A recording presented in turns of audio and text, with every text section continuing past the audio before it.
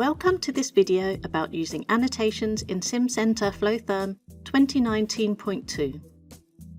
There are three types of annotations now available in Simcenter Flotherm. These include plot annotations, scalar field annotations, and object annotations, each having their own unique icon in the results tree. Plot annotations can be created in two ways. Firstly, there are commands found on the plot property sheet for creating maximum and minimum annotations.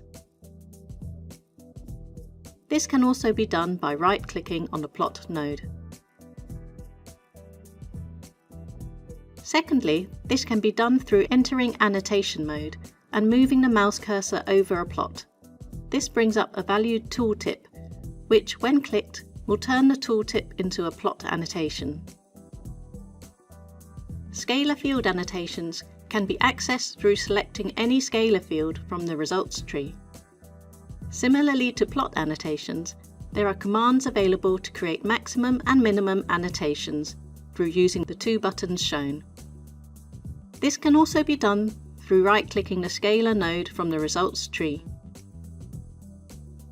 Object annotations can be created in two ways, the first being by selecting the object of interest and clicking the annotation icon in the results toolbar. This will create an annotation at the centroid of the selection and is most commonly used with monitor points.